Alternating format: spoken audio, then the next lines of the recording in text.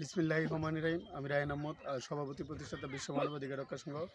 Iran, America এবং Israel যুদ্ধ অচিরেই বন্ধ করা উচিত। বাংলাদেশ এবং Nepal, Bhutan, America, Cambodia, Thailand, Vietnam, Egypt সহ অনেক রাষ্ট্র তেল সংকটের ফলে বিদ্যুৎ উৎপাদন করতে পারছে না।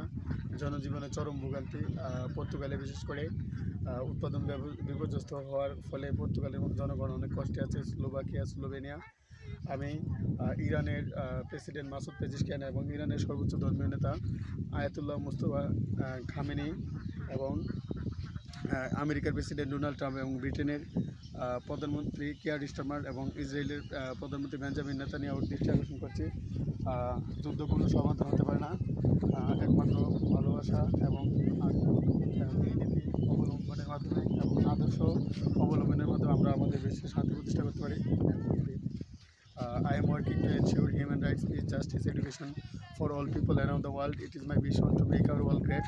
I believe that violence has no religion.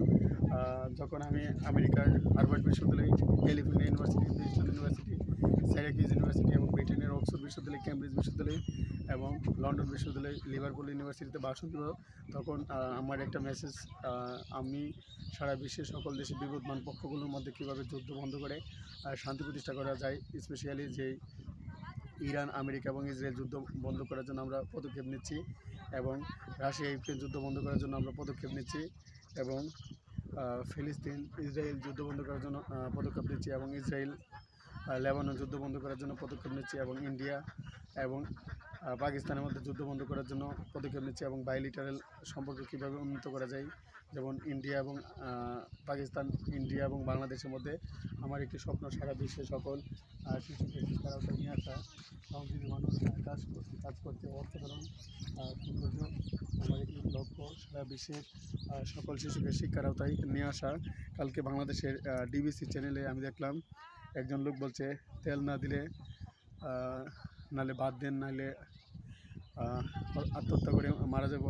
এই ধরনের সিচুয়েশন তৈরি হয়েছে। সুতরাং আমরা দেখেছি যে পৃথিবীর ইতিহাসে সৌদি আরবে পানির জন্য হাহাকার আমরা দেখছি কারবালার যুদ্ধে, কিন্তু এখন তেলের জন্য সারা বিশ্বে একটা হাহাকার তৈরি হচ্ছে। বাংলাদেশে লোডশেডিং, ইন্ডিয়াতে লোডশেডিং, পাকিস্তানের লোডশেডিং।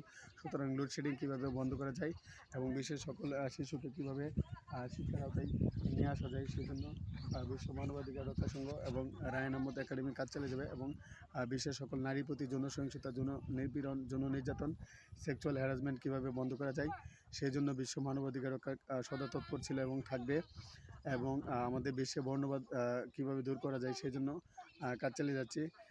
স্পেশালি সাউথ আফ্রিকার নেলসন ম্যান্ডেলা, ইন্ডিয়ার মহাত্মা গান্ধী এবং আমেরিকার মার্টিন লুথার কিং জুনিয়র বর্ণবাদের বিরুদ্ধে ছিলেন এবং আমাদের সর্বকালের সর্বশ্রেষ্ঠ মহামানব হজরত মোহাম্মদ সাল্লাল্লাহু ও বর্ণবাদের বিরুদ্ধে ছিলেন। সুতরাং বর্ণবাদের বিরুদ্ধে রায়হান আহমদ এবং বিশ্ব মানবাধিকার রক্ষা সংঘ কাজ চালিয়ে যাবে ইনশাল্লাহ।